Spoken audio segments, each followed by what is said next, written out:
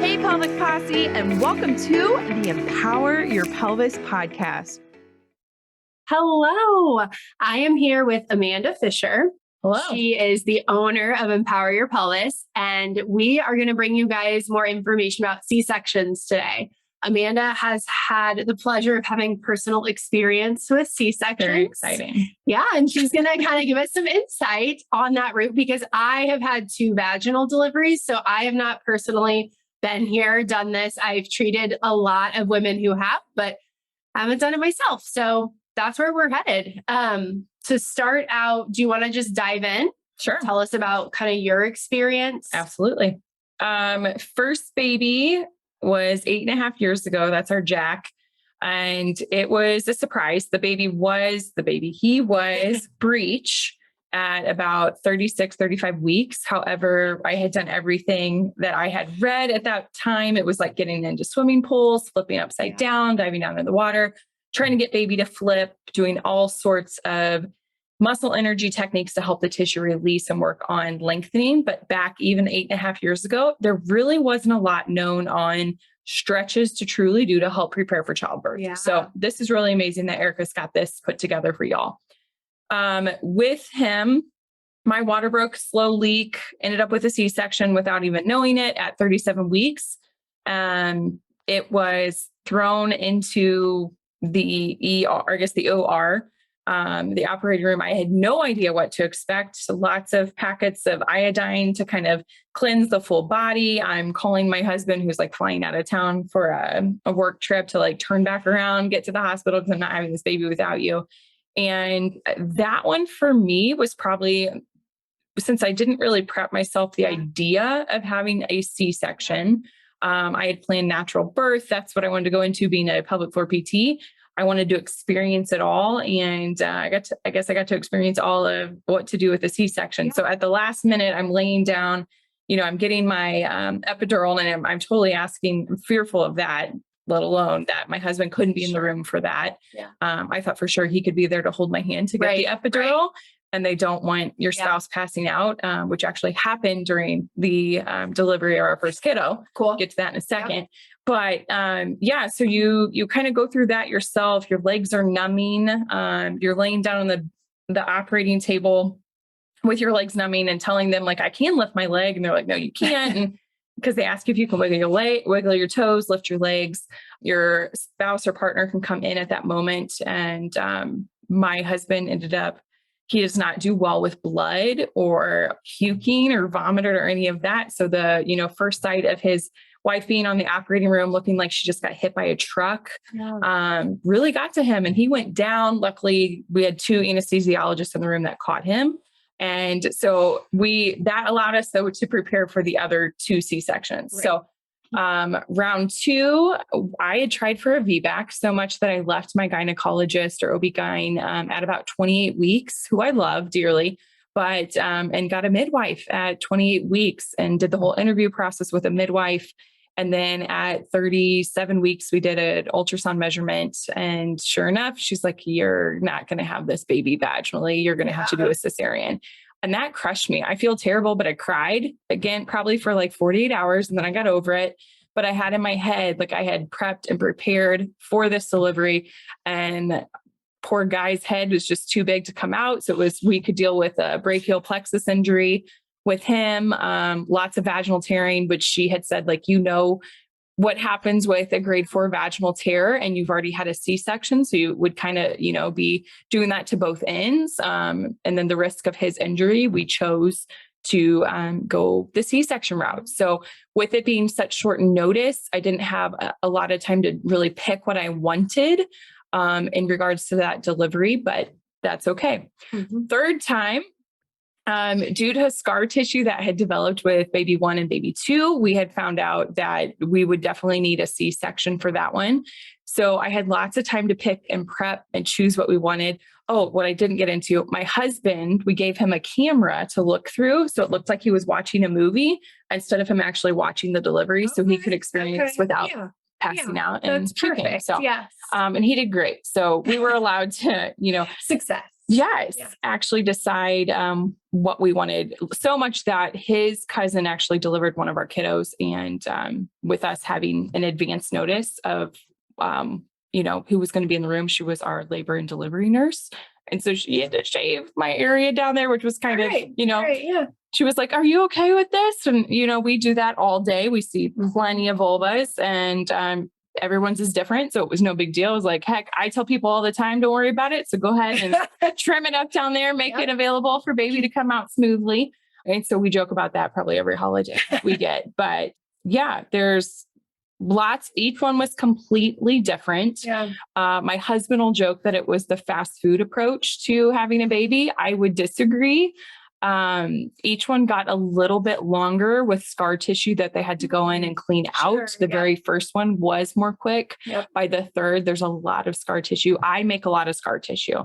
So there was a lot of scar tissue within my pelvis that needed to be cleaned up, and that changed the delivery just a little bit. Yeah.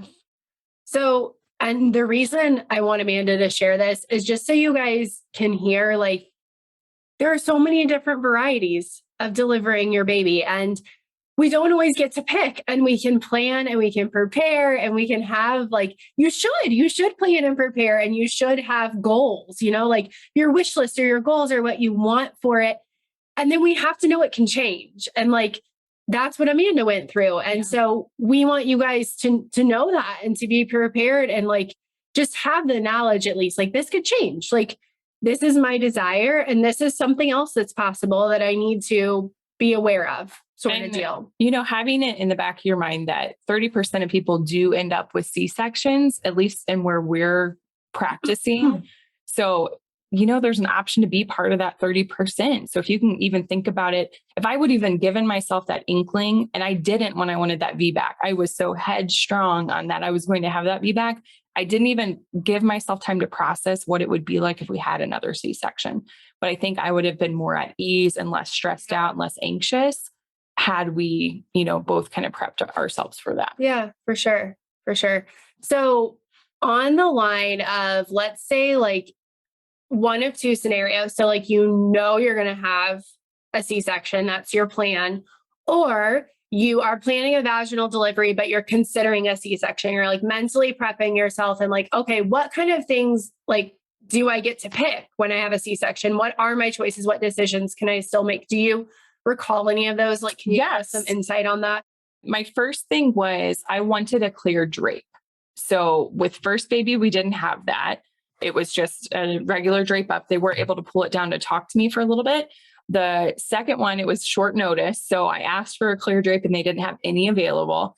But by third baby, since I had plenty of time, I was like, I want a clear drape. Another option you have is I wanted the natural birthing experience. So by the third one, I wanted to be able to reach down and pick baby out, or if I could not due to, lack of oxygen or the epidural, I wanted my husband to be able to help with that. Yeah. So we did more of that natural birthing experience. You can still choose to clamp the cord blood. You have to let them know that ahead of time. You can still choose to not bathe your baby after the first, we went over 24 hours with our second and our third, or with our third, not with our second, because I don't believe I knew that was an option with the second. We can choose the music that you want in there. So it's more, comforting and at ease. The docs are really great about that. So you can have your own playlist. You can have your own camera. You can film it. You can still, the skin to skin, I was numb and had to have oxygen with our last one. So the skin to skin was the nurse really holding the baby to my chest until we could get out of the OR. Yeah. And that was fine too. And just knowing like you are numb from the waist down for those next 24 hours. So you really need to plan that somebody supportive can be there with you to help with wheeling the baby across the room, wheeling them in, helping you get set up in different positions for that first nursing experience. So I made sure, my husband was available. He knew what to do. I prepped him, took him to breastfeeding classes before. We did that each time. So because we would forget everything, and each breastfeeding experience is totally different too, depending on the kid. Yeah.